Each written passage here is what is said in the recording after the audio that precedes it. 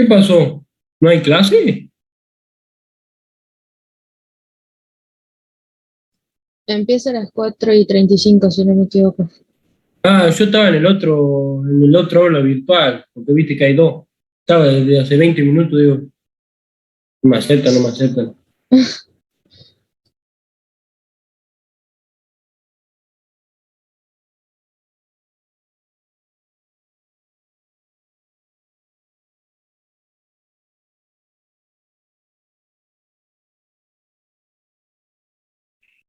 No, yo le decía porque un compa dijo que a las 4:05 había.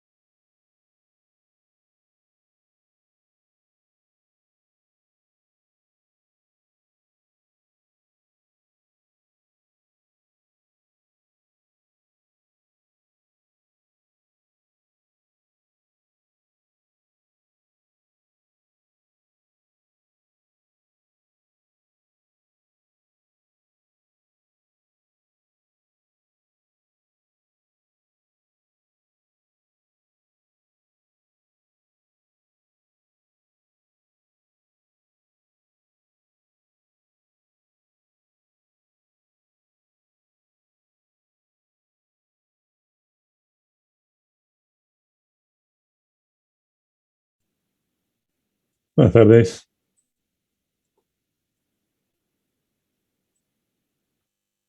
Hola, buenas tardes, profe. Buenas. Hola, buenas, ¿qué tal? Buenas ¿Todo tardes, bien? profe. Hola Jorge, ¿cómo andás? Hola Martín, ¿cómo estás? Bien, che. Qué bueno, me alegro. Estaban todos asustados recién, ya se querían ir, se ve que es muy viernes. A las 1:30 ya no habías entrado vos, así que ya estaban todos picando boleto. Ya estaban yendo, pero sí, la clase empieza a las Ya. 10:35. ¿No hay clase? ¿Cómo que no hay clase? No hay clase si no empezó hasta ahora. Claro, no. Es muy viernes, es muy complicado este horario el viernes, ¿no? Ya quieren destapar la cerveza ya en un ratito. Es muy viernes, pero 16:35 incluso llegamos antes, ¿eh? Mira vos. Lo peor de todo es que son solamente 30 y ya se estaban queriendo ir. Esperemos que entren, que no haya gente que haya decidido, no, ya está perdido el día. Ya está perdido el día, ¿no? Nos mató el jueves, ¿no? Eso, profe, puede ser. Es el jueves con olor a fin de semana que después tener que arrancar al otro día, es terrible. Cuesta. Y guarda que varios de los que faltan no hayan confundido hoy que es viernes con un lunes, ¿no? Y digan, no, hicieron feriado puente. No, si no, los que hicieron feriado puente, dijiste, y ya, digamos, así, ¿viste? Si el jueves es feriado y el sábado no hay clase, vamos. Vamos. Hacemos feriado puente y si no... Me pasó eso, profe. Pensé que era lunes, me conecté a las clases de lunes y no. Claro. Eso es feo. Bueno, pero por lo menos alguna clase tuviste. O sea, feo es que eso te pase el sábado. O sea, que arranques, qué sé yo, que arranques a las 8 de la mañana el sábado y ¿qué pasa? Que no entra nadie. Me contaron, no es que me haya pasado. No, o como Homero, ¿viste? No, esos falsos miércoles flojera que casi hacen que me despidan. Miércoles de flojera, claro. Sí. Bueno, los Simpsons todavía son actuales, ¿no? Yo quiero pensar, Martín, que estamos... Mira, lo bueno de tener así una cátedra más o menos parejita en cuanto a la edad es que vos sabés que por lo menos yo me voy a reír de las referencias tuyas a los Simpsons. O sea, no es una pérdida completa. Los chicos puede que no entiendan nada, pero por lo menos uno vas a tener que te dice jajaja. Yo cuento con vos. Claro, exacto, siempre. Vos sabés que hace, no sé, 2, 3 años estábamos todavía en la presencialidad. Estaba con Felipe en clase y digo, pero muchachos, ya estamos en 2018, 2019. Ya hace como 3 años que Marty McFly llegó al futuro. Todos miraban. Claro, después me puse a pensar, Volver al Futuro es del 85. Claro, esta gente, pero no. Pero es un clásico. Es un clásico. Tienen que ver, pero bueno. Algunos no la... Ese está buscando subir puntito en el parcial. Anota ese nombre, porque seguro que ese está buscando subir un puntito. Mira, Agustín dice peliculón. Vamos a anotar. Bueno, vamos a esperar como siempre un par de minutos, unos 5 minutitos a que todos se terminen de sumar. Ahí recién empezamos a hablar de cosas que no tienen que ver con el cine ni con nuestra edad. El DeLorean. Cosas serias. Star Trek. Se están metiendo en problemas. Ya empezaron a tirar Star Trek. Falta que uno tire Star Wars y ahí sí ya. Y ahí se arma. Terminamos. Ahí está. Bueno, no, el infaltable. Viva Asimov, dice, hay uno que ha leído Asimov. Esperemos que lo haya leído, que no se haya basado en alguna de las películas de onda que hicieron en base a la obra de Asimov.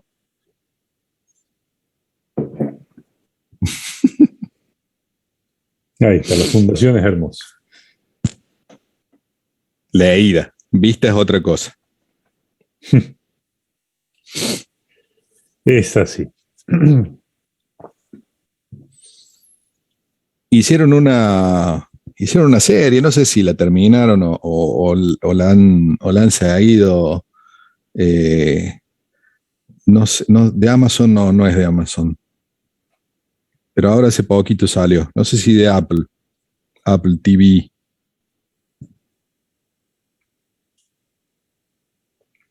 Después fíjate, tranquilo, porque si ya leíste los libros, podés criticar la serie. Si no, tenés problema de creerte de que lo que se ve en la serie es fundación de Asimov y no es así. Ramiro, ¿por qué en los ejercicios de las fichas ya no aparecen las soluciones? En realidad, las soluciones las habilitamos una semana después justamente para que se puedan trabajar.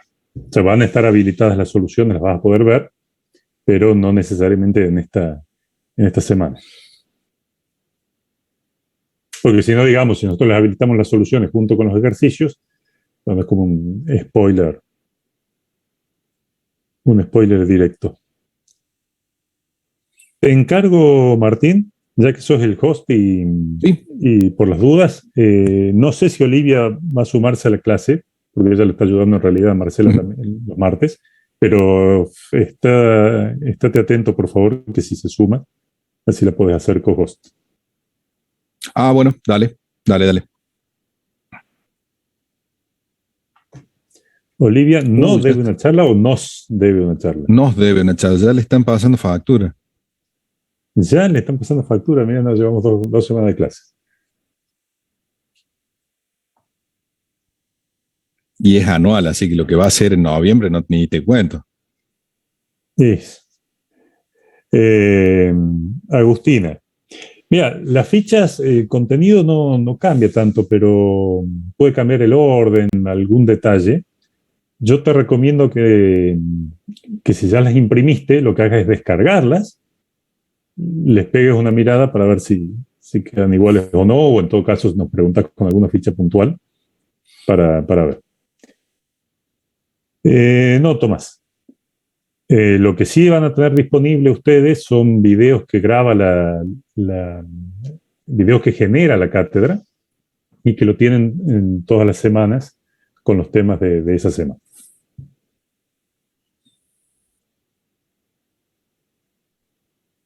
Estamos en 71 participantes, nosotros dos estamos más o menos cerca. Sí, me parece. Bueno. Arranca si querés, después que vamos a arrancar entonces. Un poquito más tarde se pongan a tiro. Que haga clic en el 16:40 en el reloj y arrancamos. Mientras tanto, voy compartiendo la pantalla.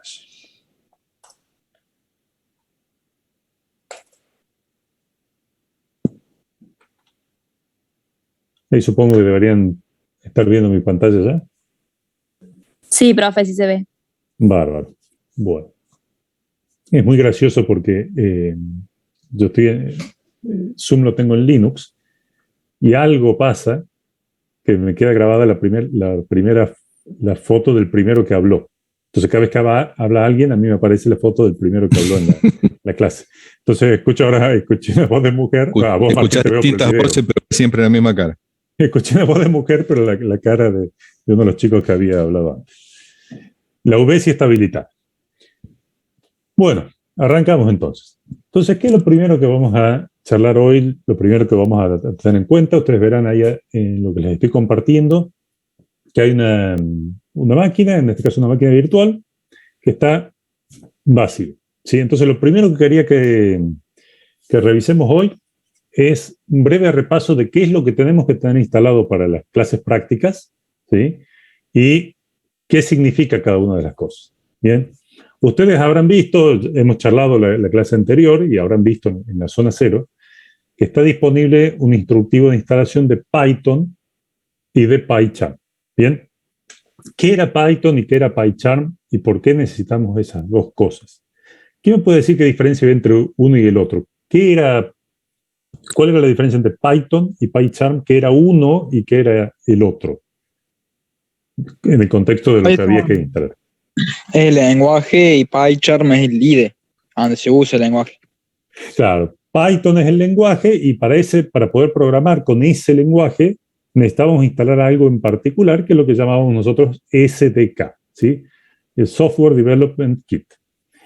¿Qué es un kit? ¿Por qué le diremos kit de desarrollo de software a algo que necesitamos para trabajar, para programar con Python? ¿Qué es un kit en general? Lo que nos brinda las herramientas para poder usar la sintaxis y todo lo que conlleva de usar Python, la lógica. Claro, un conjunto de herramientas. Si ustedes vieron, tengo el kit de primeros auxilios. ¿Qué es el kit de primeros auxilios? Bueno, es una cajita que tiene varias cosas adentro, ¿sí? Tendrá gasas, tendrá alguna curita, algún desinfectante y demás, ¿sí? Es un conjunto de cosas, un conjunto de herramientas. Entonces, si nosotros necesitamos programar en Python, y decimos que necesitamos un kit de desarrollo de software, un kit de desarrollo para trabajar en Python, es también un conjunto de herramientas, ¿sí? para poder trabajar en Python. Ahora bien, para que se entienda y para que nos pongamos un poquito a tono en algunos términos que nosotros vamos a ir usando o vamos a ir intercambiando también a lo largo del año y para que no nos confundamos, les hago una pregunta teórica. Python, que es el lenguaje que nosotros vamos a utilizar, ¿sí? ¿Era un lenguaje de los que llamamos interpretados o compilados? Interpretado, me dice Agustina, Juan dice compilado, interpretado, estoy teniendo más votos por el lado del interpretado, ¿sí? Intérprete, interpretado, bien. Bueno, Python es interpretado, ¿sí? Lo que significa que necesitamos a alguien que lo interprete, ¿sí? Necesitamos un intérprete de Python. Ese intérprete de Python, ese programita que interpreta los scripts, que interpreta los archivos de Python, ¿sí? Lo llamamos intérprete y viene dentro del kit de desarrollo, ¿sí? Una de las herramientas que tiene el kit de desarrollo es el programita, el intérprete de Python. ¿Bien? Bueno, y ustedes tenían dos opciones para hacer la instalación. Podían instalar por un lado el intérprete y por otro lado PyCharm, o podían instalar directamente PyCharm y decirle que la instalación de PyCharm les haga la instalación del intérprete.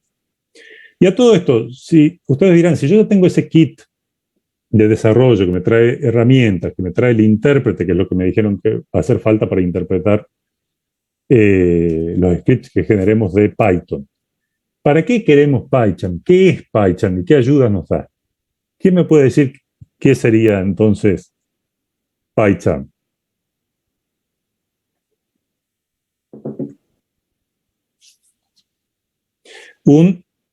Ahí te sobra una L, Agustina, más que un IDLE, sería un ID, ¿sí? Así como SDK era Software Development Kit, kit de desarrollo de software, ID es Integrated Development Environment o entorno de desarrollo integrado.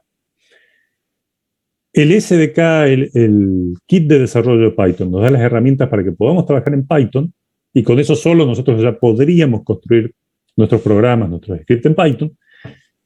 Y PyCharm es también un conjunto de herramientas que utilizan, ¿sí?, el intérprete para ejecutar nuestros scripts, pero que nos ayudan a editarlo y en toda la vida de lo que es el desarrollo, ¿sí? Nos permiten, nos facilitan la tarea de trabajar con nuestros scripts. ¿Bien? Bien, entonces nosotros necesitamos esas dos cosas instaladas, las podemos instalar de dos maneras. O instalamos por un lado el SDK y luego instalamos PyCharm, o directamente con el instalador de PyCharm le decimos, haceme el favor de instalarme las dos cosas. Sea como sea, ambas cosas no son necesarias. ¿Qué vamos a hacer nosotros hoy? Nosotros vamos a hacer algunos scripts de Python, vamos a resolver algunos problemas, y para eso les quería mostrar entonces cómo podemos, o qué nos hace falta para empezar con PyCharm a hacer algunos scripts sencillos de Python, y cuáles son los 2 o 3 problemas principales con los que nos podemos topar. Bien, si ustedes ya han hecho entonces la instalación de cualquiera de las dos maneras, seguramente ya tienen un acceso directo en el escritorio o en alguna parte del menú, ¿sí?, el acceso directo a PyCharm. Yo instalé aquí, y es lo que recomendamos, la versión educativa o la versión edu de PyCharm. ¿El instalador es solo para Windows? No. De hecho, el instructivo de instalación van a ver que tiene opciones para instalar en Windows, en Linux y en Mac OS. ¿Bien? Bien. Abrimos entonces PyCharm. ¿Y con qué nos vamos a encontrar cuando lo abramos? ¿Sí? Nos vamos a encontrar en unos segunditos cuando abra. Por cierto, nota al pie, esta es una máquina virtual nueva, así que está recién instalado. Es muy parecido a lo que pueden llegar a tener ustedes si lo acaban de instalar. Bien. Bueno, primero confirmamos que estamos de acuerdo con el uso, con la licencia de uso. Le digo que no mande datos personales y les va a abrir una pantalla parecida a esta.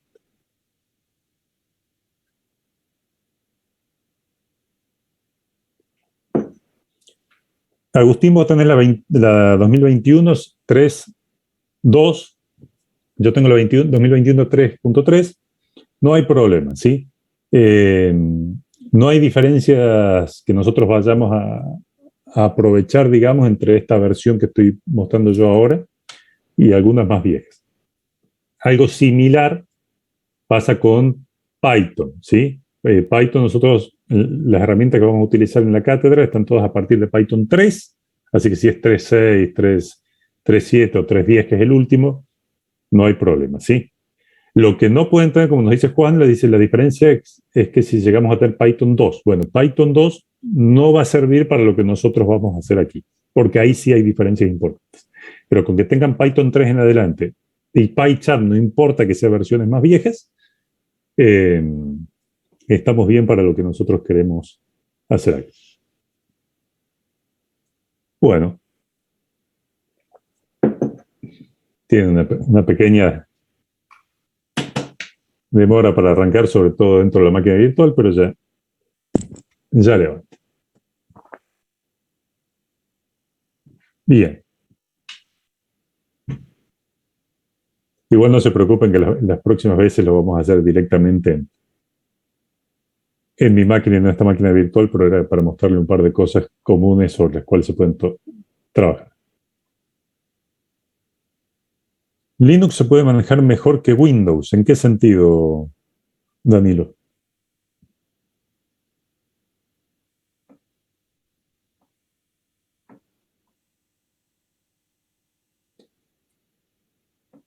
Sí, no, sí, es una pregunta, pero te referís a cualquier aspecto. Mira, yo esas discusiones ya casi las considero religiosas a esta altura. Es una trampa, Jorge, no caigas en esa, es una trampa. No voy a caer por eso, es casi una discusión religiosa. Zoom no nos deja, pero va la fotito del almirante Akbar y gritando es una trampa. No caigas en la discusión Linux versus Windows. Sí, no, bueno, como todo, digamos, cada uno tiene sus puntos. Bueno.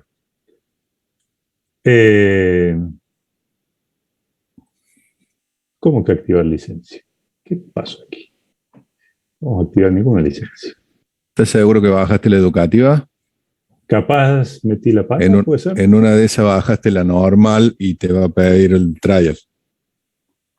¿Será posible?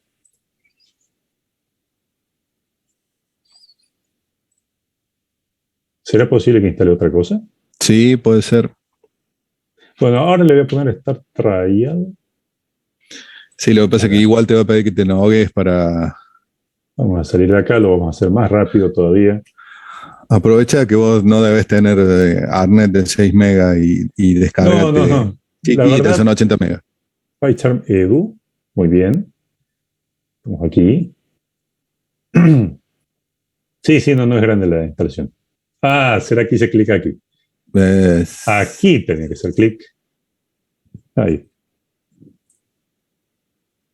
De cualquier manera, digamos, hay otra versión que es la Community, pero digamos, les recomiendo que aprovechemos, que apuntemos a la Edu, que es la que vamos a utilizar nosotros aquí.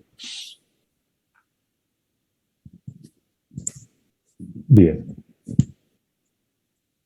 ¿Bajaste ya?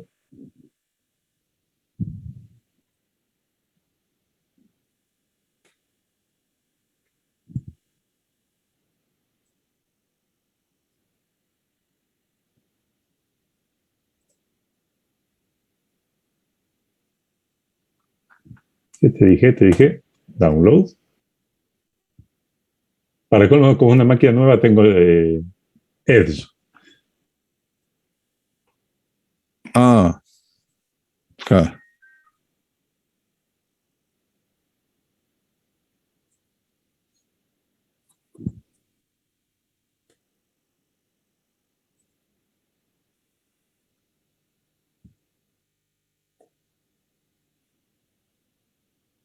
PyCharm Profession, no, te dije.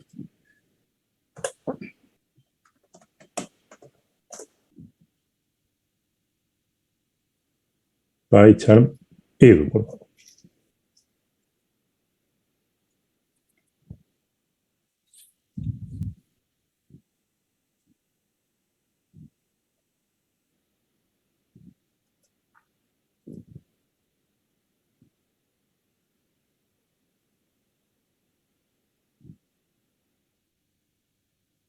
¿Será posible, che?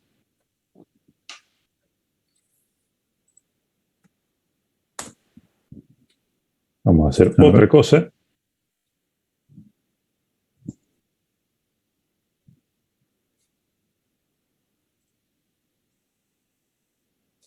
Vamos a hacer un pequeño cambio de planes.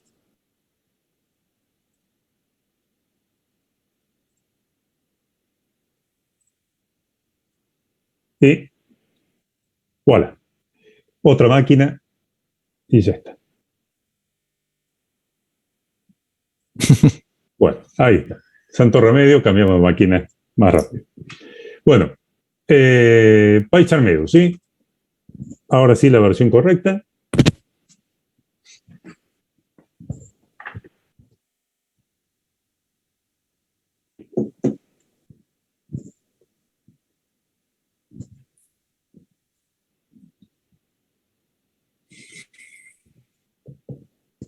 Y esperamos que arranque nuevamente. 2021.3. Ahora sí. Ustedes van a ver algo como esto, ¿bien? Una pequeña pantalla de bienvenida donde podemos ver los últimos proyectos que tenemos o podemos crear un nuevo proyecto, que es lo que vamos a hacer nosotros, ¿sí? Entonces ustedes necesitan hacer un proyecto nuevo para poder empezar a trabajar.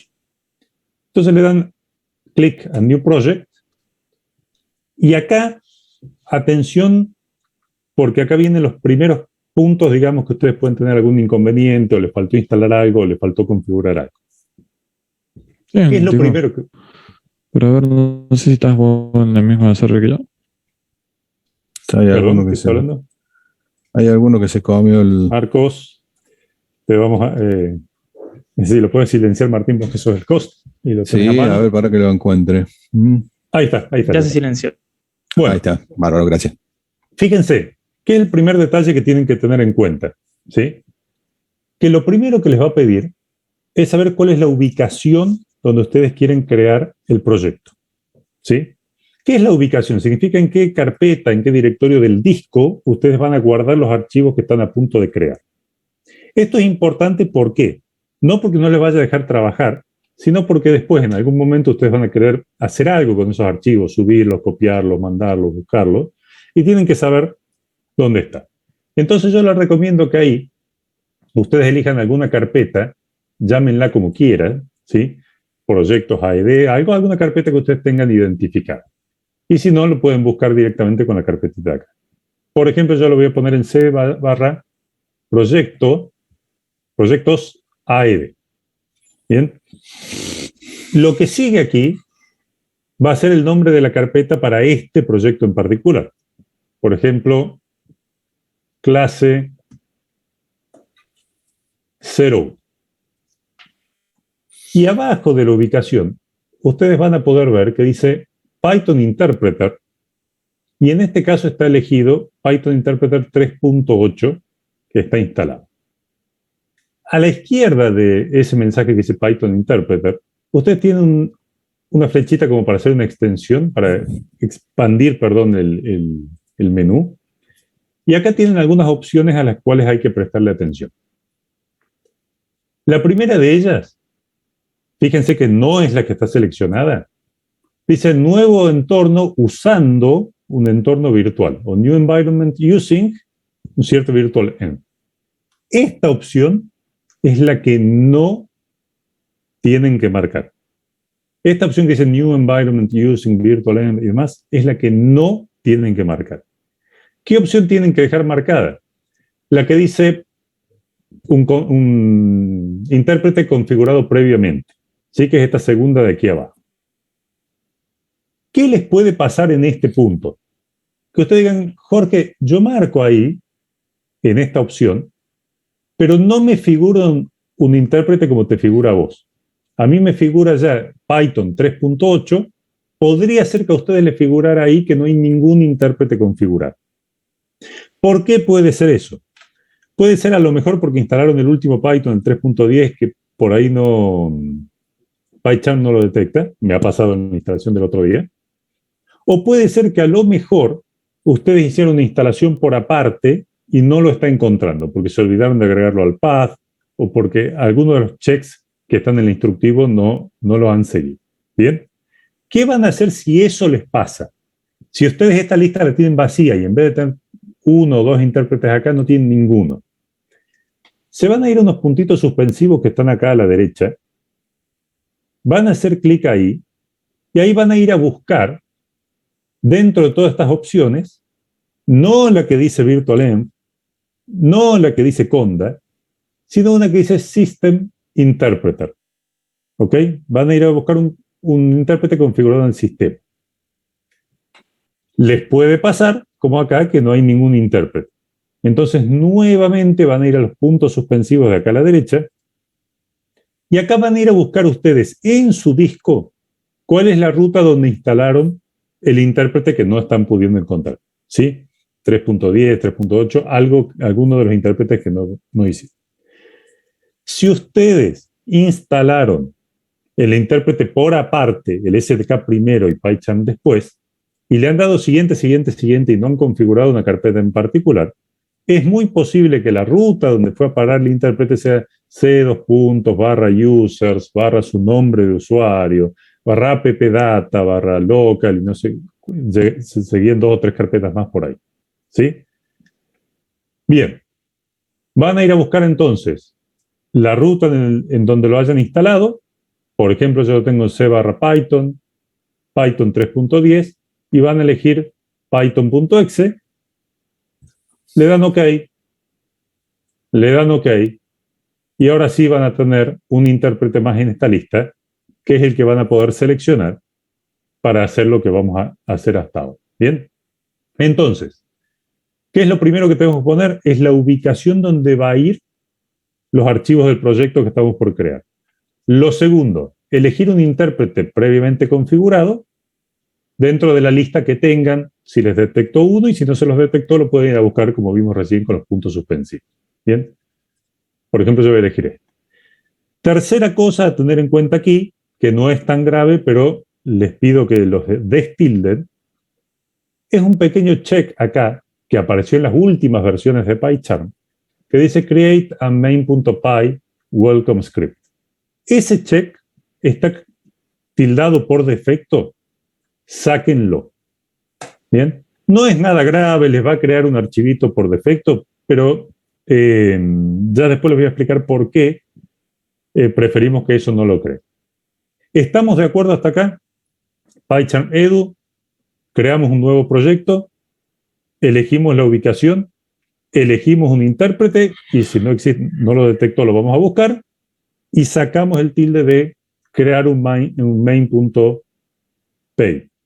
¿Estamos hasta acá? ¿Estamos todos en línea? Perfecto. Bien, todo esto, como les decía, es lo que han hecho con el instructivo de instalación. Le damos crear, y ahora sí, vamos a ver. Bueno, en algún caso les puede pedir esto acceso para las redes, la primera vez que lo ejecuten. Bien, y esto es lo que vamos a tener. Vamos a tener una especie de carpeta acá, que sería el proyecto que dice clase 01, el nombre del proyecto que le di, que al lado dice en qué ruta lo hice, y vamos a tener este editor vacío, ¿sí? No hay archivos hasta acá. Hay un proyecto que es una carpeta básicamente, pero hasta acá no tenemos nada. Ahora, si nosotros queremos escribir un poco de código Python, tenemos que crear lo que se llama un script. Un script, literalmente, digamos, si lo traduce en inglés, script es guión, ¿sí? Es como una serie de pasos, una serie de cosas a hacer, ¿sí? Es un archivo de texto común y corriente, solo que tiene una extensión particular para que el intérprete la interprete, ¿sí? ¿Cómo creamos un script vacío para poder hacer nuestros primeros pasos con Python? Vamos a ir al proyecto, botón derecho, nuevo, y acá dentro de nuevo van a encontrar una serie de opciones. De todas esas opciones, elijan la que dice Python File. Bien, porque si eligen alguna de las otras, el IDE, digamos que no los va a ayudar tanto. Entonces, botón derecho en el proyecto, nuevo y Python File, o bien directamente se van al menú de arriba, File, New, y dentro de eso eligen Python File. Fíjese que lo que nos está pidiendo ahora es el nombre, ¿sí? El nombre de el archivo que queremos crear, que es el que vamos a utilizar nosotros para poner nuestras instrucciones. Por ejemplo, le voy a poner repaso.py. Apretamos Enter y van a ver ustedes que tenemos a la izquierda nuestro archivo y a la derecha ya estamos listos para poder escribir el código Python que nosotros queremos introducir. ¿Estamos hasta aquí? ¿Cómo hacemos? Sí, Francisco. ¿Cómo hacemos para crear un archivo nuevo? Puedes ir a File, New, no New Project, sino New. Y acá, dentro de las opciones, elegimos Python File. Y aquí escribimos el nombre del archivo. Por ejemplo, en este caso, repaso. Bien. Apretamos Enter y ya se crea el archivito. Permítanme que voy a ampliar un poco el tamaño de la letra para que se pueda ver un poco mejor para ustedes. Bien. Eso es una hoja en blanco para que nosotros podamos escribir, ¿sí? Un poco de código Python y lo podemos utilizar. Pueden utilizar las combinaciones de teclas si ustedes las saben. No hay ningún problema, ¿sí? Pero si no, si ustedes siguen esos pasos, ya estamos listos para escribir algo de código, ¿sí? Entonces, hasta acá, ¿me siguieron? ¿Estamos todos listos para poder escribir algo?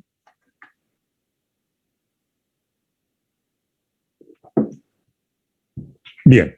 Bueno, yo sé que ustedes ya han visto con la profe Marcela, ya han avanzado bastante en las dos primeras fichas. Nosotros vamos a repasar un poco de la ficha 1 hoy. Vamos a hacer lo primero, ¿sí? Lo primero que tiene que hacer un programador cuando se introduce en un lenguaje. Vamos a mostrar un mensajito que diga hola mundo. Porque si ustedes no hacen eso por primera vez con un lenguaje, hay una maldición que después no la levantan más, ¿sí? Entonces, el primer programita tiene que decir hola mundo. Entonces, díganme ustedes, ¿cómo hago en Python para mostrar un mensajito por la consola? Print, me dicen, ¿sí? Poner modo oscuro. Bueno, ya vamos a pasar al modo oscuro después. Print, ¿sí? Print. Y entre comillas, que pueden ser comillas simples o comillas dobles, hola mundo. ¿Bien? Perfecto. Bueno, esta es la primera instrucción que hemos creado en Python dentro de este script, pero ahora queremos ejecutarlo. ¿Cómo hago en PyCharm para ejecutar este script y que esto que acabo de escribir haga algo?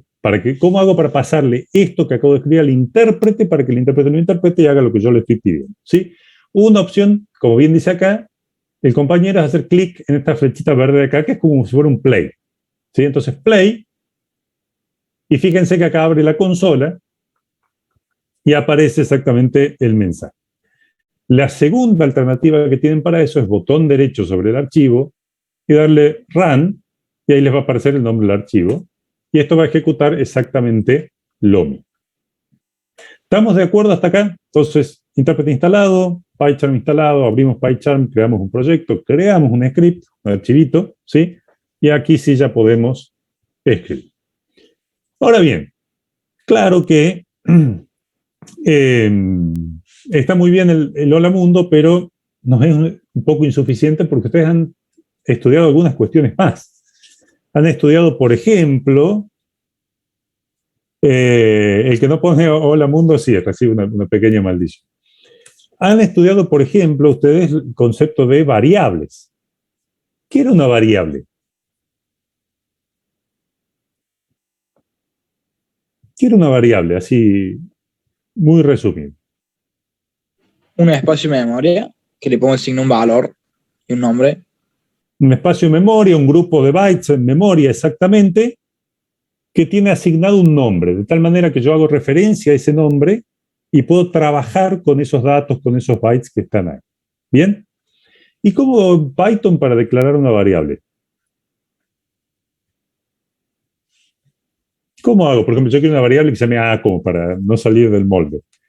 Quiero hacer una variable A y quiero darle exactamente un valor.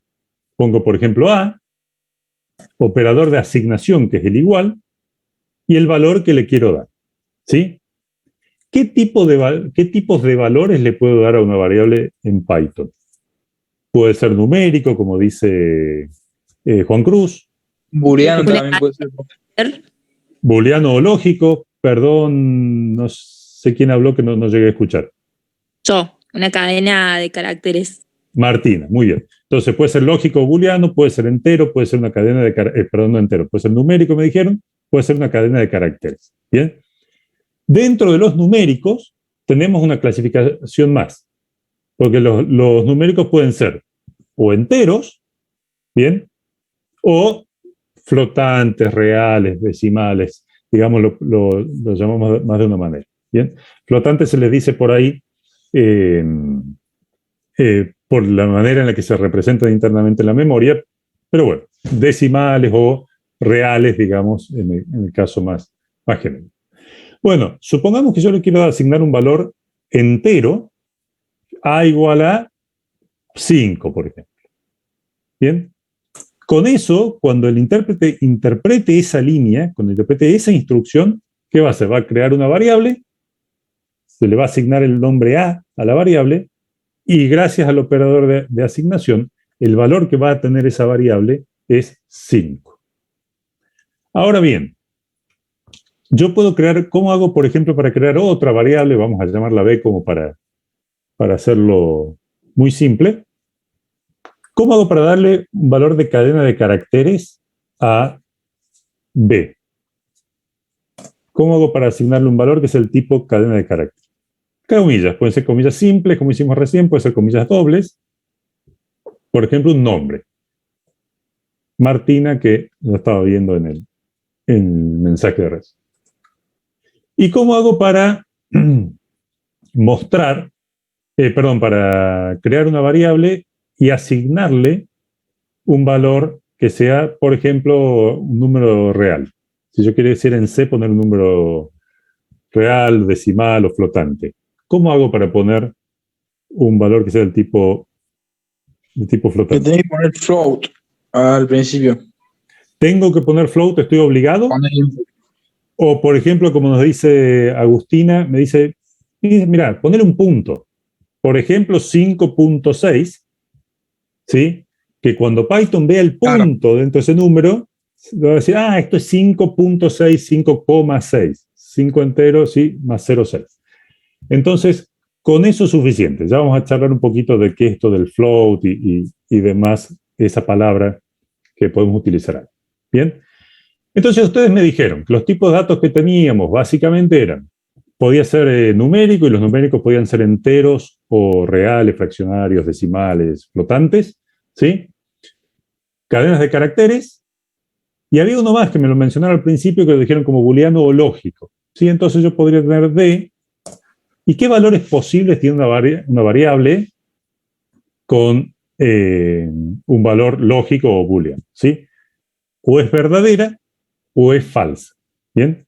Entonces, puede valer true con la T mayúscula o puede valer false con la F mayúscula, tal como está ahí, ¿bien? Y fíjense 2 o 3 detallitos muy pavos, pero que les van a servir en general para después. Primero, al principio nos preguntábamos qué nos aportaba el IDE. ¿Qué era esto de PyCharm? ¿Por qué la instalación? ¿Por qué si yo ya tengo un kit de herramientas que me permite interpretar el código que yo escribo? Fíjense, ¿de qué color están las variables? ¿De qué color ven ahí las variables en el código? Negro. ¿De qué color ven estos valores numéricos? Azul, ¿sí? Y yo creo que tal vez ustedes no llegan a distinguirlo, pero el 5.6 y el false tiene un tono distinto de azul. ¿Sí? Este es un azul oscuro. Y fíjense que la cadena de caracteres está en verde. Entonces, si bien a Python los colores no podrían importarles menos, ¿sí? A Python no les importa el intérprete, no va a haber colores, va a haber el texto. Fíjense que el IDE ya nos está empezando a ayudar para hacernos un poco más fácil el trabajo. Dice, mira, esta es una cadena de caracteres para que vos lo puedas ver rápido, yo te lo marco en verde. ¿Bien? Bueno, si tienen modo oscuro, posiblemente los colores sean distintos, ¿sí? Así que, bueno, lógicamente. Bueno, pero ¿yo puedo ejecutar esto y es válido? Sí, va a ser válido. Yo ejecuto esto, pero fíjense que no pasa nada. ¿Sí? Me dice que el proceso terminó y nada muy, muy importante. ¿Podré, por ejemplo, mostrar estos valores? ¿Cómo puedo mostrar el valor de la variable A? Y bueno, hacemos como recién, print. Fíjense que con print yo puedo poner varios argumentos. Yo puedo decir print A solamente. Y si yo ejecuto esto, lo único que va a aparecer es el 5. ¿Sí? Yo puedo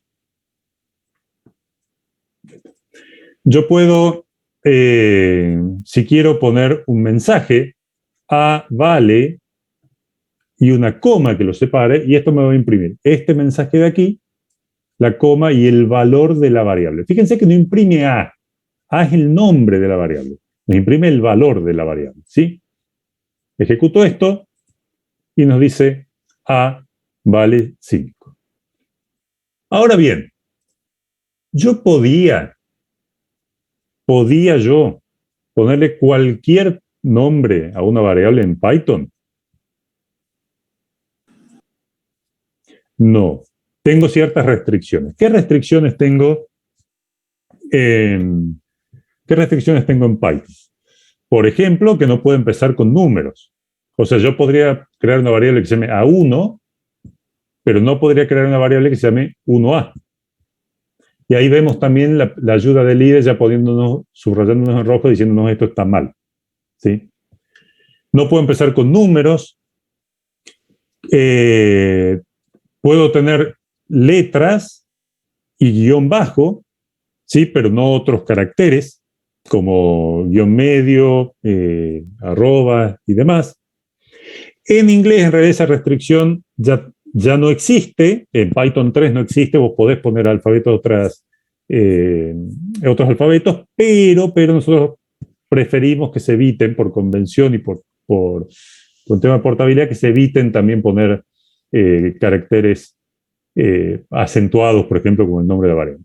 No podemos tener espacios, como bien dicen ahí, ¿sí? ¿Y qué más? Yo puedo llamarla, si quiero, Fernando o Jorge a la variable, ¿sí? Yo puedo agarrarle y llamarla Fernando, ¿sí? Y había una restricción más, ¿sí? No pueden llamarse igual que una palabra reservada. Ya vamos a charlar con el tiempo de qué palabras reservadas hay en Python. Por ejemplo, if, do, while. Pero ya vamos a charlar de eso después. ¿Sí? Exactamente. Como dice Martín, lo de Fernando y Jorge no es una restricción, pero es una buena práctica. Y ahora una advertencia. ¿Es lo mismo la variable Fernando que la variable Fernando? ¿Qué hice acá? ¿Estoy usando la misma variable o son distintas? Exactamente. Como Python es lo que llamamos case sensitive o sensible a mayúsculas y minúsculas, son dos variables que son válidas, pero son dos variables distintas. Significa que Fernando y Fernando con F mayúscula son dos variables que, por ejemplo, si yo las muestro y hago print Fernando y luego hago print Fernando, uno dirá, ¿con el true pisé el valor de la variable anterior o son dos variables distintas? A ver, y fíjense que la primera vale false, la segunda vale true, con lo cual estamos viendo claramente que son variables distintas. Y ustedes dicen, bueno, profe, pero eso es tan relevante. Y bueno, a lo mejor al principio parece irrelevante, pero el detalle de que sean variables distintas no es para nada menor. Fíjense qué sucede, por ejemplo, si yo vengo programando mi programa que tengo la variable A, B y C, y de repente digo print la variable vale y puse una A mayúscula, por ejemplo. Digo, bueno, A mayúscula, A minúscula, es una A, ya está. ¿Qué va a pasar si yo ejecuto esto? ¿Qué creen que va a pasar si yo ejecuto este script así como está? ¿Un error o me va a mostrar un valor incorrecto? ¿Qué va a pasar? Un error. Un error. A ver, lo ejecutamos y efectivamente hay un error. Y nos dice, nos dice el mensaje del error, nos dice, fíjense que A no está definida. ¿Sí? ¿Cómo que no está definida si yo la definí acá? Y bueno, porque estamos diciendo que A mayúscula y A minúscula son distintos respecto a esto. ¿Bien? Y el segundo problema, que es lo que termina ocasionando el error, es dice, che, yo no encuentro una variable que se llame A. Ah, porque yo dentro de mi script en ningún momento definí esta variable A. ¿Sí? Si yo viniera acá y hiciera A igual a Z, o al carácter Z, por ejemplo, porque soy así de confuso, y yo vuelvo a ejecutar esto, ya no tengo un error. Posiblemente es un valor que yo no esperaba por la confusión de mayúscula y minúscula, pero ya no tengo un error. Bien. Entonces, ustedes me dirán, bueno, y Jorge, ¿y yo puedo cambiar el valor o puedo cambiar el tipo de datos una vez que definí una variable? Por ejemplo, hice esto, ¿sí? Me voy a quedar con la A un ratito. En esta A puse un carácter en este caso. ¿Puedo darle a esa variable, que la voy a poner en minúscula porque me molesta la mayúscula, no es buena práctica? ¿Le puedo cambiar a esa variable A minúscula? ¿Le puedo cambiar el valor? Puedo decir, no, mira, era un carácter y ahora lo quiero cambiar por otro valor y encima le quiero cambiar el tipo de datos. ¿Puedo venir a hacer A igual a 10? Dice, pero esto eran caracteres y esto es un número entero. A ver. Bueno, esto por supuesto se tiene que llamar A minúscula. Ejecuto y dice la variable vale 10. ¿Qué cosas vemos con este pequeño ejemplo que hicimos, muy sencillo? Primero vemos que una variable, como su nombre lo indica, puede variar, nos permite variar su valor. Puedo pisarlo por un valor distinto.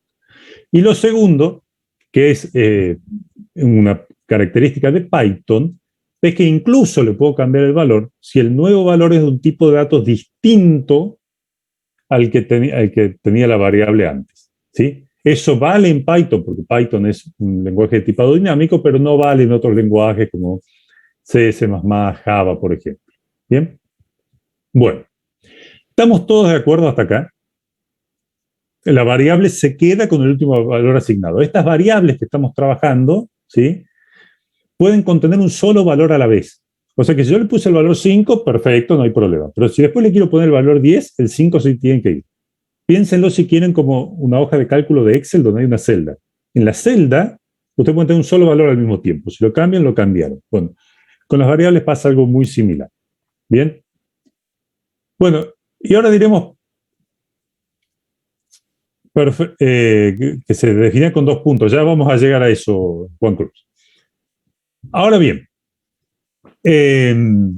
nosotros hasta acá decimos, bueno, tenemos variables, sabemos cómo crear variables, sabemos cómo asignarles valores, sabemos los tipos de datos que pueden contener las variables, sabemos cómo podemos llamar a una variable, ¿sí? Y cómo no, podemos mostrar su valor, pero bueno, seguramente estos valores que estamos poniendo en 10 y demás, tienen alguna representación en algún problema. Necesitamos poder hacer algunas operaciones sobre ellas. ¿Bien? Y al respecto de operaciones, si queremos operar sobre una variable, ¿qué necesitamos para operar sobre una variable? Operadores.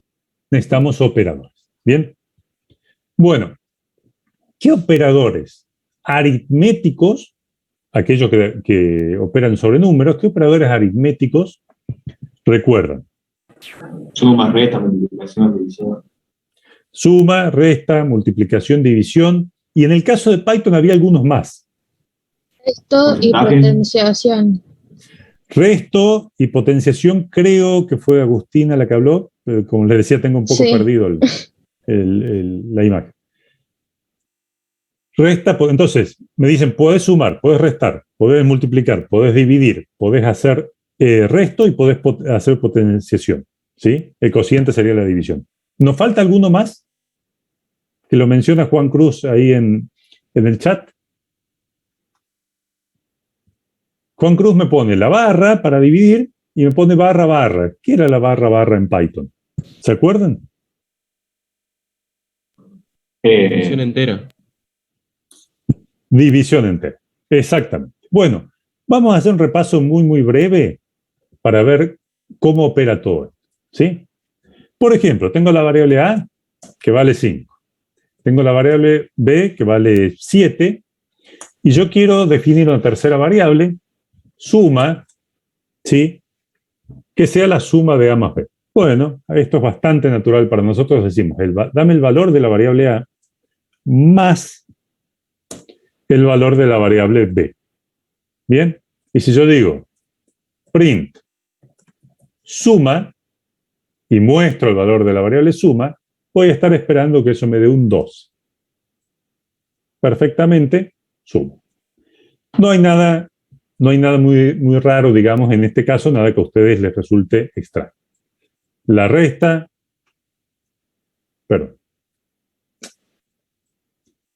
resta dije, igual a menos B. ¿Puedo hacer A menos B si A es mayor que B, si B es mayor que A? ¿Qué les parece? A ver. Y sí, perfectamente me da un número negativo. Ok. Multiplicación. Ojo con la multiplicación porque ahí, si no están acostumbrados en Python, la multiplicación la representamos con un asterisco, ¿sí? No con una X. Entonces, producto podría ser A por B, print, producto, y acá esperamos encontrar un 35, perfecto. División o cociente, división igual a, vamos a hacer por ejemplo A dividido B, print,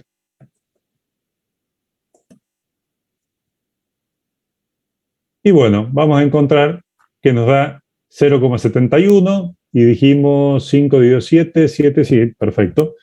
7, 71, 14, bla, bla, bla. Bueno, hasta acá yo me imagino que a ustedes todo esto les resulta muy natural. Bien. Vamos a empezar con los otros operadores que mencionamos, que son un poquito distintos. Bueno, el primero es la potenciación, por ejemplo. ¿Sí? Ahí llegamos, Juan Cruz. Pensemos en el caso de la potenciación. Por ejemplo, potenciación, ¿cuánto es 2 a la 16? Yo quiero elevar 2 a la 16, digo 2 asterisco asterisco, fíjense que es el mismo asterisco que la multiplicación, pero son dos juntos. El operador son los dos asteriscos juntos, ¿sí? 2 asterisco asterisco 16. Y si imprimo esto,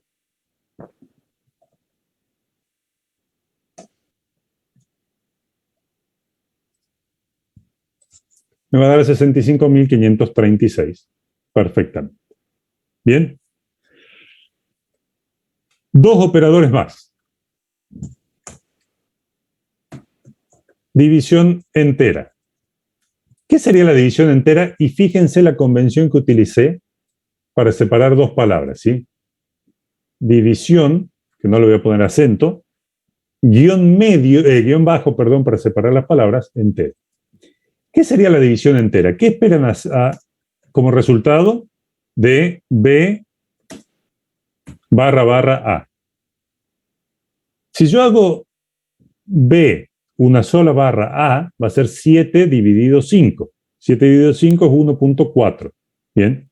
¿Qué esperan de que salga de B barra barra A? Es la parte entera de la división. ¿Qué significa eso? 7 dividido 5, 1, y me sobran 2. Bueno, solo me alcanzó para 1. ¿Sí? El 2 lo descarto. Entonces, si yo hago print, división entera, yo espero encontrar que 7 división entera con 5 es 1. ¿Bien? ¿Se entiende? Es división, pero quedándonos con la parte entera de este cosito. ¿Estamos todos de acuerdo hasta acá? ¿Me siguen? ¿Alguna duda con esto? Bien. Perfecto. Viene el último operador que vamos a conversar en este momento, el último de los operadores aritméticos, ¿sí? Que es el famoso módulo que a veces genera algunas dudas. ¿Cómo funciona este operador? Supongamos B, módulo A. Guarda con esto. Fíjense que el operador módulo en Python se representa con el signo de la división. No confundir esto con esto. Esta barra para Python es división, como la conocen ustedes de toda la vida.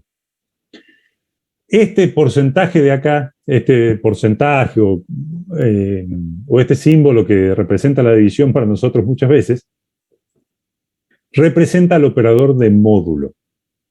¿Qué es el módulo? ¿Vieron lo que hicimos recién que dijimos, qué pasa si hacemos división entera de 7 dividido 5? Nos da 1, nos restaron 2, digamos, nos sobraron 2. ¿Ok? Bueno, la división entera nos daba el 1, que era 7 dividido 5, 1. Eso nos dio la división entera. El módulo, este operador, nos va a dar lo que sobró. 7 dividido 5 de 1, sobran 2. Entonces el resultado de hacer 7 módulo 5 va a ser 2. Bien. Print, módulo o resto. Entonces, si yo hago 7 módulo 5, digo 7 dividido 5 de 1, me sobran 2. Con este operador yo espero ver un resultado de 2. ¿Ok? ¿Se entiende hasta acá? ¿Se entendió cómo funciona? Perfecto. Bien, entonces es el resto de la división entera. La división entera opera como ya vimos, y esto es el restante, digamos, el residuo de esto. ¿Sí? Muy buena pregunta, Agustina. Dice, ¿qué pasa? Fíjense lo que pregunta Agustina. Dice, en este caso B era 7 y A es 5. Entonces yo hago 7 dividido 5 a ver cuánto me sobra. ¿Qué pasa si A es mayor que B? O mejor dicho, vamos a ponerlo con números acá. ¿Qué pasa si yo hago 3 módulo 13? ¿Qué irá a pasar si yo hago 3 módulo 13? Vamos a ejecutar esto. Y fíjense que dice resto 3. ¿Por qué? Porque yo digo 3 dividido 13, 0. ¿Cuánto sobra? 3. Bien. Entonces no estamos obligados a que sea mayor, pero el resultado va a ser este, como les comento. 3 dividido 13, 0, no entra. ¿Cuánto resta? 3. ¿Sí? Bien. ¿Estamos todos de acuerdo? Bien. Bueno, ya somos unos leones en Python, ya tenemos todo listo, ya estamos listos para salir a programar. Entonces nos vamos al aula virtual, a la UB, y vamos a buscar dentro del curso, ya estás listo para buscar trabajo, Agustín, dentro del curso nos venimos aquí, no a la zona 0, sino a la ficha 1, y dentro de ficha 1 vamos a ver qué dice guía de ejercicios prácticos de la ficha 1. ¿Sí? No hay problemas de autoestima, Martín. Y ustedes van a encontrar acá 7 problemas que son justamente la guía de trabajos prácticos, ¿sí? Que acompaña a la ficha número 1. ¿Bien? Bueno, entonces, División con resto. A ver, dice, plantear un script directamente en shell de Python que permite informar para dos valores A y B el resultado de la división. Ok. A ver, el segundo punto, el segundo ejercicio dice, un binomio cuadrado es igual al cuadrado del primer término más el doble producto del primero por el segundo más el cuadrado del segundo. Plantear un script en Python que permita mostrar para dos valores A y B el valor del cuadrado del binomio. Ahí están sus amigos los binomios. Bien. Entonces ustedes, con toda la inercia que traemos, dicen, nos vamos derechito a PyCharm, programamos y ya está. ¿Es eso lo primero que tenemos que tener en cuenta? ¿Es lo primero que tenemos que hacer cuando se nos plantea un problema a nosotros como programadores? No, me dicen. No, profe. ¿Qué es lo primero que tenemos que hacer? ¿Lo primero será el diagrama de flujo? Ahí está. A ver, Lucas dice, hay que analizar, hay que entender el problema. Y ahora sí, nos vamos a retrotraer un poco a lo que nos explicó la profe Marcela en las clases teóricas. ¿Qué es eso de entender el problema? ¿Qué es esto? ¿Por qué? Repasar el binomio, me dicen entender. ¿Qué sería eso? ¿Por qué entender el problema? ¿Por qué necesito entender el problema? El análisis del problema, perfecto. Pero ¿qué necesito hacer si yo quiero resolver un problema? Tengo un problema, planteando un problema, planteando una situación, yo tengo que resolverla. Entonces, para poder resolver ese problema, veo qué datos tengo y cuáles tengo que conseguir. ¿Qué datos tengo? ¿Qué tengo que conseguir? A ver. ¿Cómo era esto? Supongamos que queremos nosotros resolver este problema. ¿Qué pasos nos hacen falta? A ver.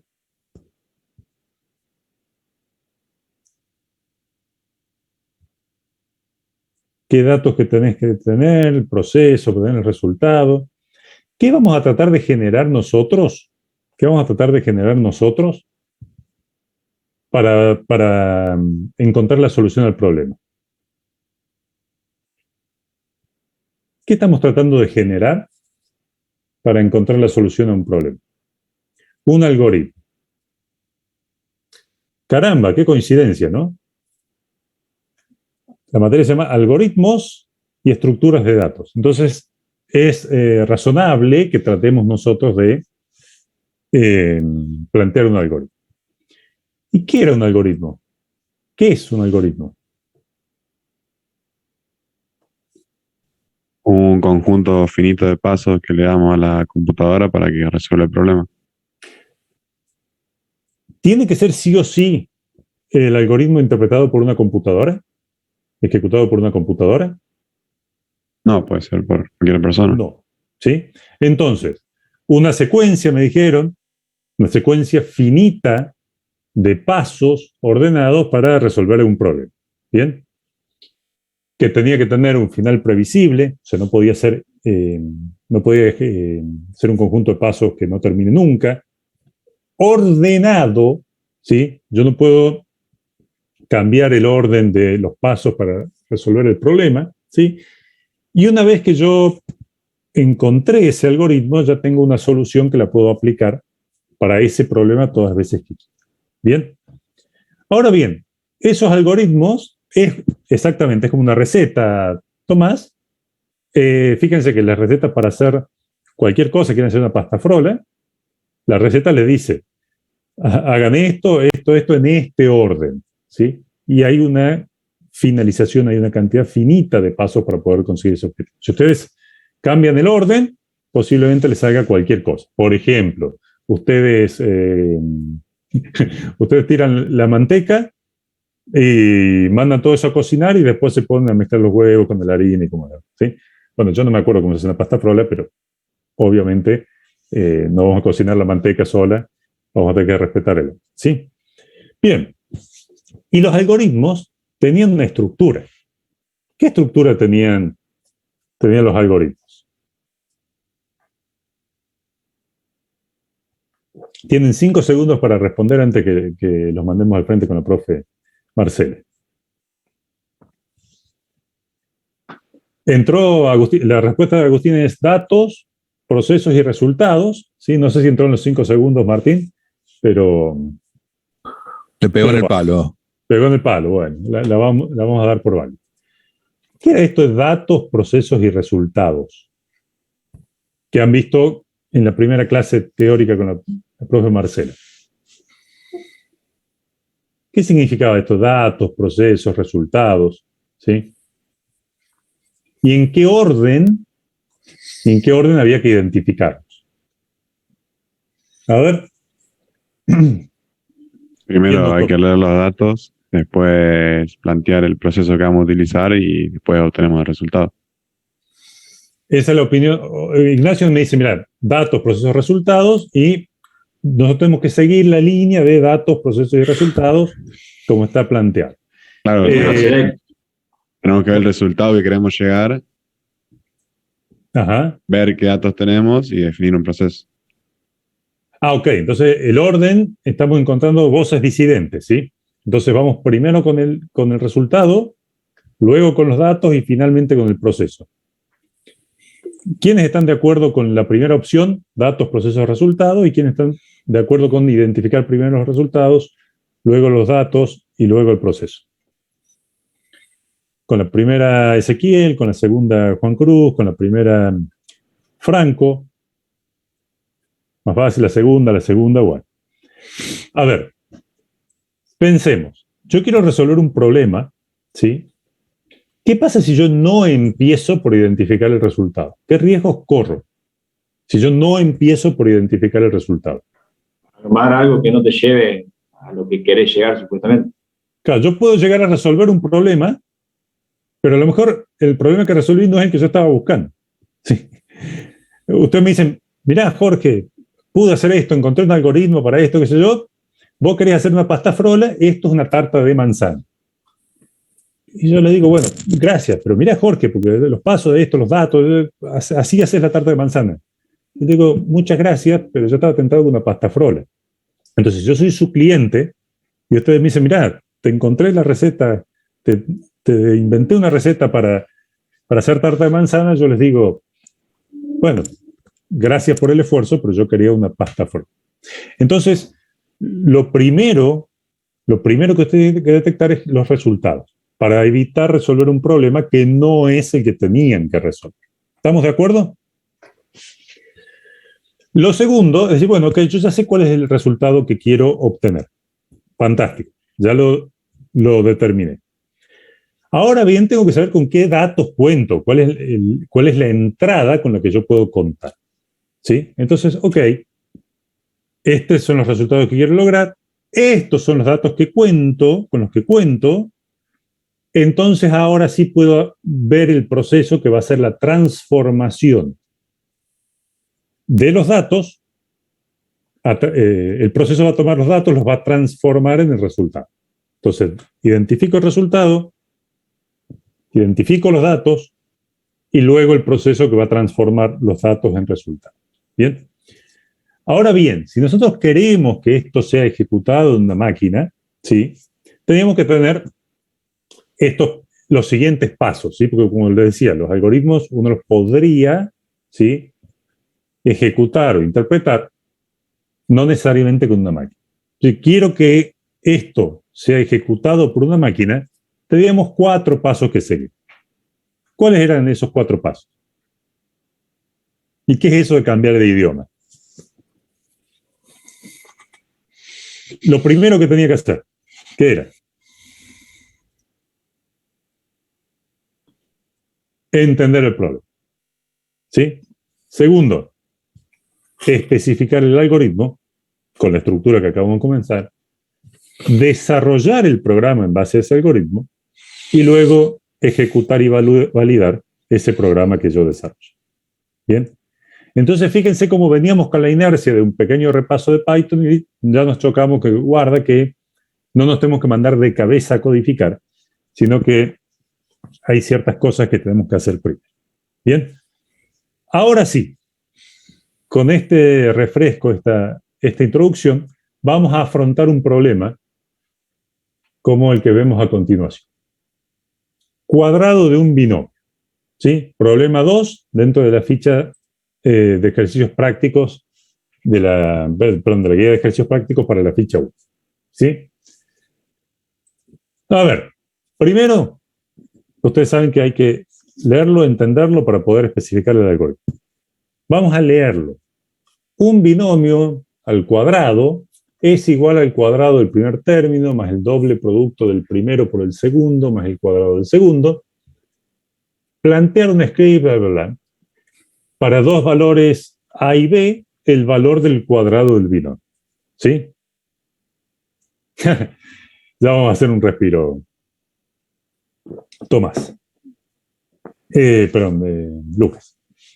Bueno, entender el problema. ¿Qué significa entender el problema? Dicen, binomio al cuadrado es igual al cuadrado del primer término. ¿Sabemos lo que es un binomio? Sí. Bien, ¿qué es un binomio? A ver. ¿Cómo sería un binomio? ¿Qué forma tiene? Un caso de factoreo. ¿Qué es un binomio? A ver, supónganse que...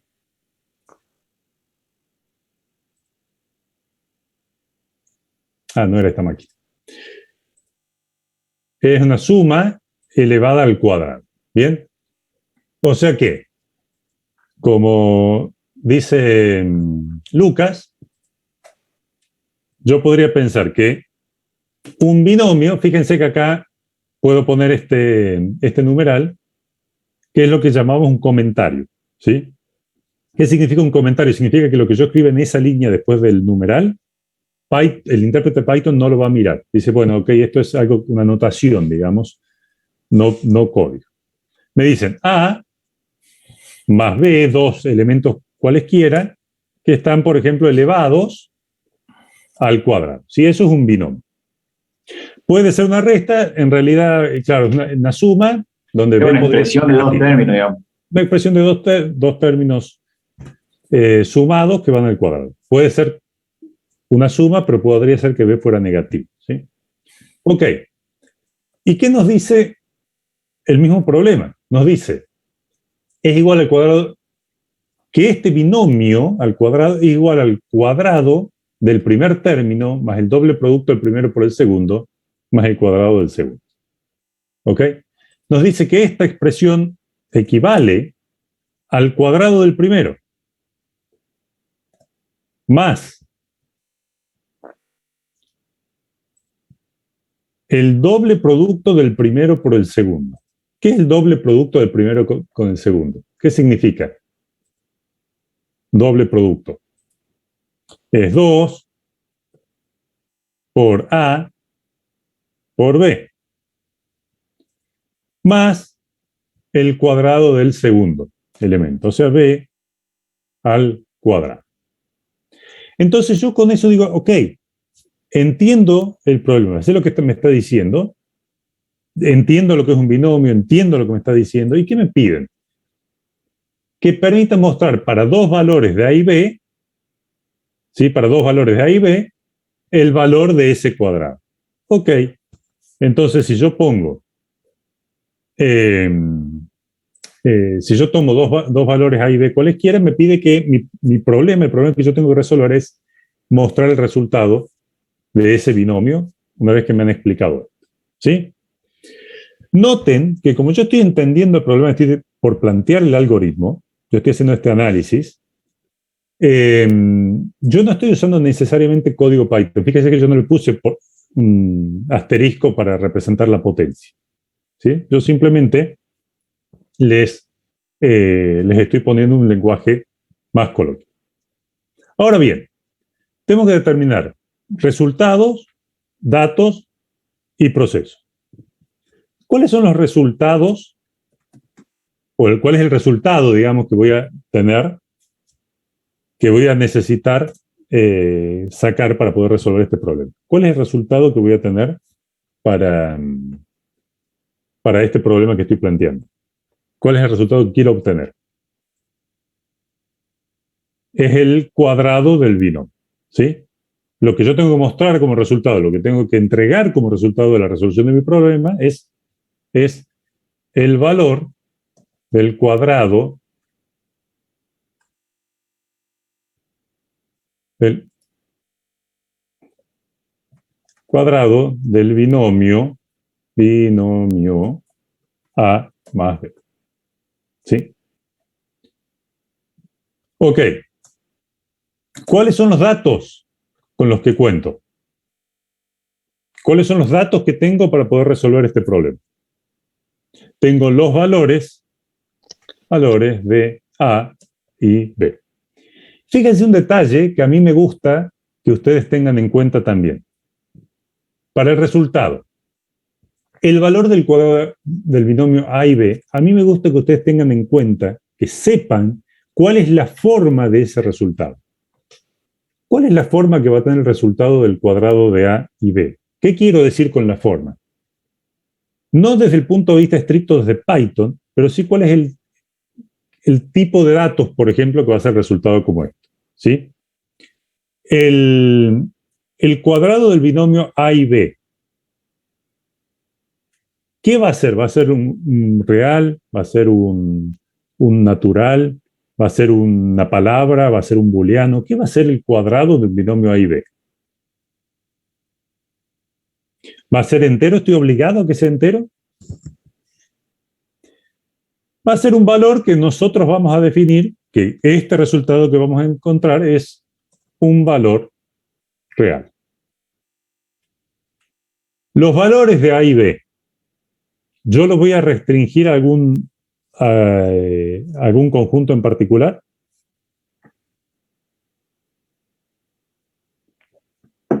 Estos datos, podemos decir, son dos valores reales también. ¿Sí? Perfecto.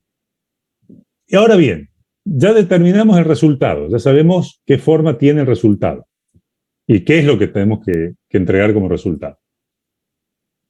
Ya caracterizamos los datos, ya sabemos qué datos vamos a tener disponibles y de qué forma tienen.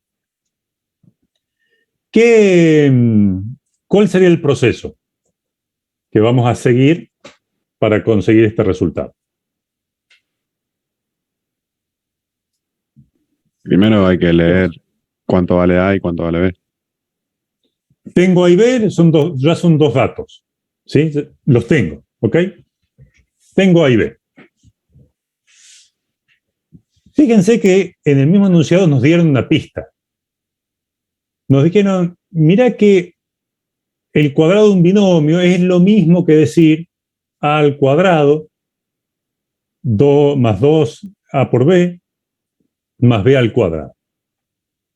Entonces, sabiendo que ya tengo los datos, ¿sí? Diré, por ejemplo, así en manera coloquial, podré decir, sabiendo que A más B al cuadrado es igual, bueno, todo esto que está acá, ¿sí? Podré tomar los valores de A y B y primero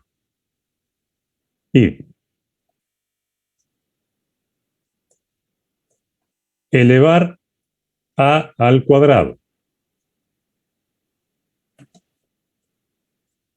multiplicar 2 por A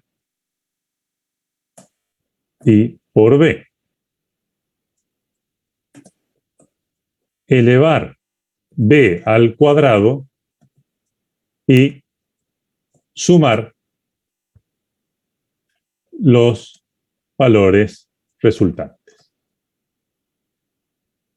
Bien, una expresión coloquial de qué es lo que voy a hacer, cuál va a ser el proceso que me va a permitir transformar los datos en resultados.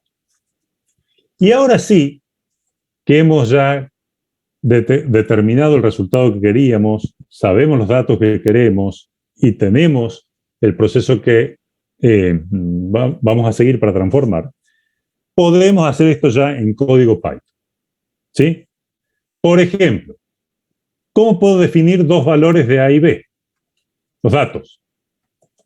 Por ejemplo, A, dijimos que podían ser reales, puede ser 1.75. B, 3, por ejemplo. ¿Cómo voy a transformar esos datos en el resultado que quiero? Proceso. Y podré decir binomio cuadrado igual a lo que acabo de decir. Voy a elevar A al cuadrado. ¿Cómo elevo A al cuadrado en Python? A, asterisco, asterisco, 2. ¿Qué otra cosa tenía que hacer? Multiplicar 2 por A y por B. Y luego tenía que multiplicar B al cuadrado y sumar todos estos resultados. ¿Bien? ¿Necesito usar paréntesis acá? No. ¿Por qué? Porque la precedencia de la potencia es mayor que la precedencia de la suma. Y la de la multiplicación también. ¿Sí? Bien. Y luego puedo mostrar el resultado diciendo print el binomio al cuadrado es binomio cuadrado. Vamos a ejecutar esto. Run. Y fíjense que nos dice que el binomio al cuadrado es 22,56. Bien. Ahora bien, fíjense que ustedes dicen, bueno, pero esto es muy lindo con datos escritos a mano. Yo escribí ahí que A vale 1,75, B vale 3. ¿Cómo hago para pedirle al usuario que cargue esos datos y quedarme con el valor dentro de una variable? ¿Se acuerdan de la función input que les explicó la profe Marcela? ¿Qué hacía input? Ustedes dicen, bueno, yo quiero pedirle al usuario el valor de A.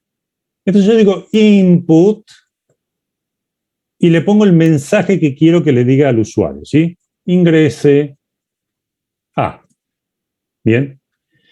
Ahora, ¿qué me devolvía input? Input me devolvía siempre una cadena de caracteres. ¿Bien? Exacto. Entonces, si yo quiero que eso que me devolvió, que es siempre una cadena de caracteres, input siempre devuelve una cadena de caracteres, quiero convertirlo a un flotante, le agrego adelante float y pongo paréntesis aquí. Si quisiera un entero, podría ser int, pero como nosotros en el análisis de problema dijimos que iba a ser real, sería float. Lo mismo pasa acá. Float, input, ingrese B. ¿Bien? Y fíjense lo que va a pasar ahora cuando ejecutemos esto. Cuando ejecutamos esto, fíjense que nos apareció el mensaje que habíamos puesto ahí, A, y se queda esperando que yo ingrese algo. Entonces yo le pongo, por ejemplo, 5 y aprieto Enter. Con eso el 5 se convirtió a que lo ingresó como un cadena de texto, lo convirtió a flotante y lo metió en A. Para B voy a poner, por ejemplo, 4. Aprieto Enter y el resto del proceso nos dice que el binomio al cuadrado es 81. ¿Bien? 5 al cuadrado 25, 2 por 5 por 4 son 40, más 25 más 16. ¿Sí? 81. No está mal que pongas paréntesis, Agustina, en este caso no son necesarios. ¿Bien? Entonces, si les hace más clara la expresión, pónganlos, ningún problema. En este caso no son necesarios, pero no hay problema que lo pongan. ¿Me han seguido hasta acá? ¿Estamos todos en línea con esto? Bien. Les voy a pedir que hagan una cosa antes durante el horario de clases. Les voy a pedir que vayan a al bloque de la ficha 1 y acá van a encontrar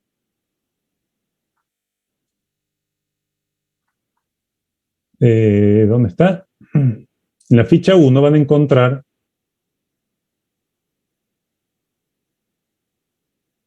¿por qué no lo encuentro? La actividad de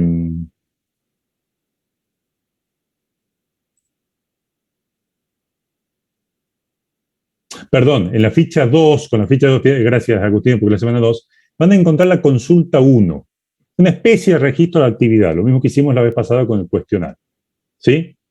Vengan acá, durante el horario de clase, que todavía estamos, abran la consulta 1, que está con la ficha 2, elijan la opción correcta y den guardar mi elección, y eso ya está. Acuérdense que esto no es una asistencia, es un registro estadístico de actividad.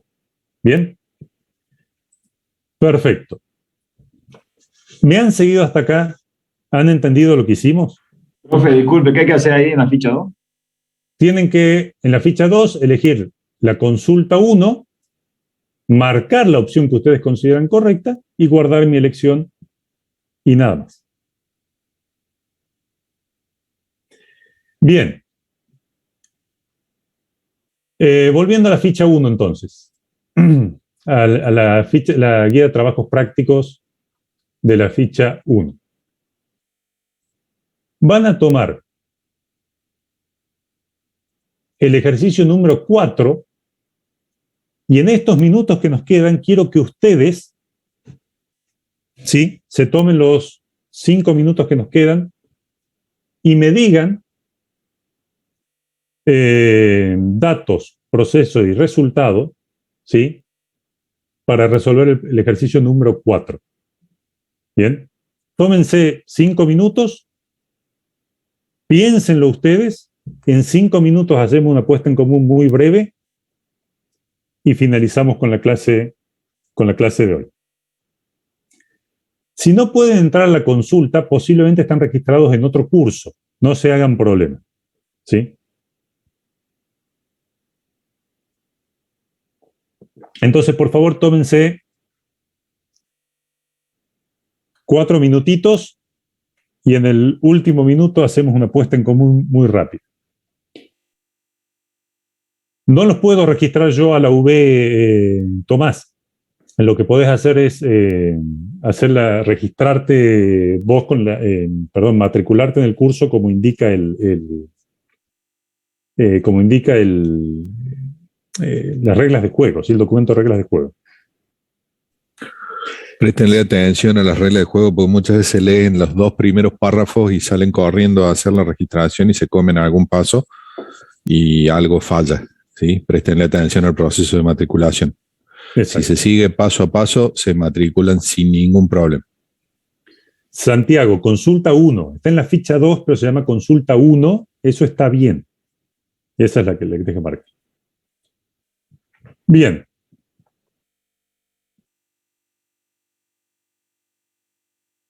No influye en la nota, Agustín. Es simplemente un registro estadístico de actividad, nada más. No se preocupen si le han respondido mal o por algún motivo no lo tenían disponible. Entonces, vamos a pensar. Un par de minutitos les dejo para que ustedes lo piensen, lo anoten y ponemos las opiniones en común. ¿Hasta acá todo bien? ¿Algún comentario, Martín? ¿Algo que tengamos pendiente? No, me parece que no. No sé si los chicos están perdidos o no, pero me parece que están, por lo menos consultas en el chat no hay, así que hay 2 opciones. ¿Están entendiendo todo o no están entendiendo nada? Exactamente, o están entendiendo todo o no están entendiendo nada. Esperemos que sea... ¡Opa! La segunda. Agustín no era que recién estaba por salir a buscar trabajo, ya se iba a presentar al Mercado Libre, algo así, leí. Ah, sí. No me fijé quién era, pero pasó de gerente de Mercado Libre a no entendimos nada.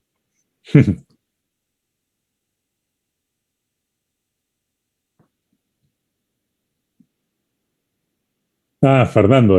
Fernando. Bueno, fíjense, se los leo yo. Mientras tanto, dice, ¿cómo utilizaría el operador de resto para obtener el valor del último dígito de un número entero? Y después un segundo problema sería cómo obtendría los dos últimos dígitos, ¿sí? Vamos a concentrarnos en uno. Doy un minutito más para que lo piensen. Lo ponemos en común. Y cerramos la clase de hoy. Esperamos ya que con los primeros pasos más firmes en lo que vamos a hacer a lo largo de este año.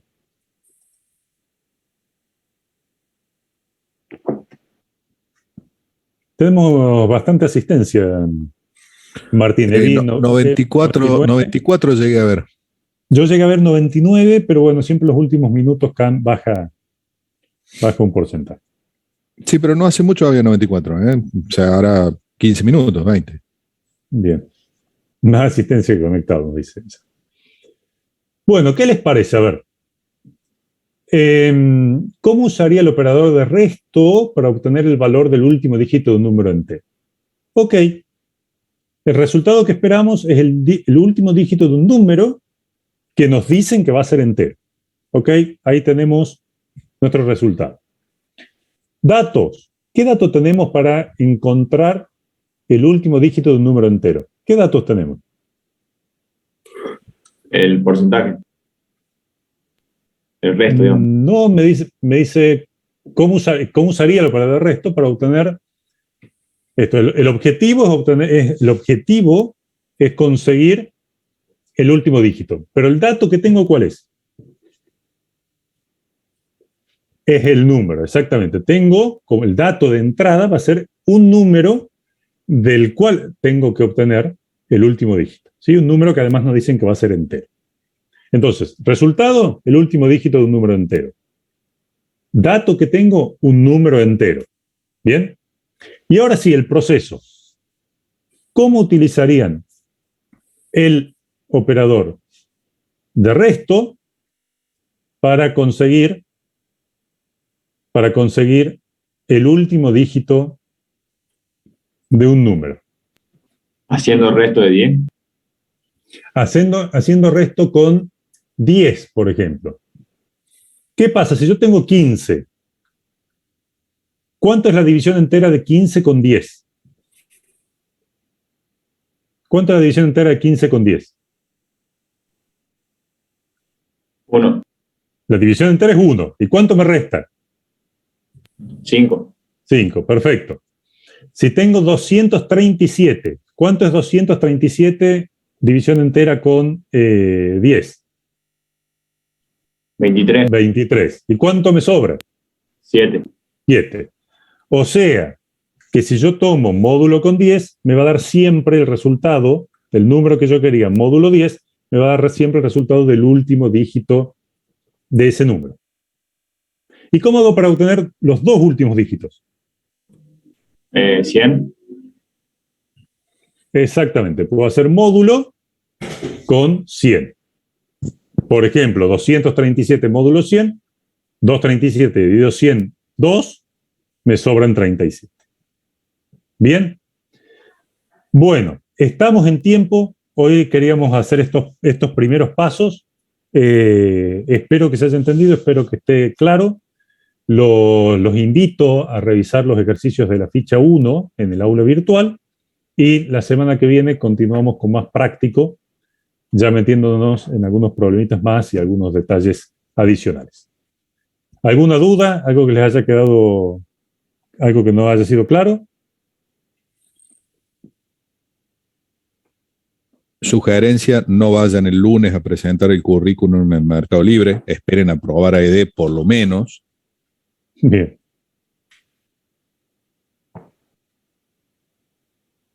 Perfecto. Ya está lista la clase, Lucas. ¿Le puedo preguntar algo? ¿Sí? O sea, porque yo recién me equivoqué de pensar que era un dato el trinomio cuadrado perfecto por el orden de acciones primitivas. Ajá. Pero no me queda claro, digamos, por qué es un proceso y no un dato.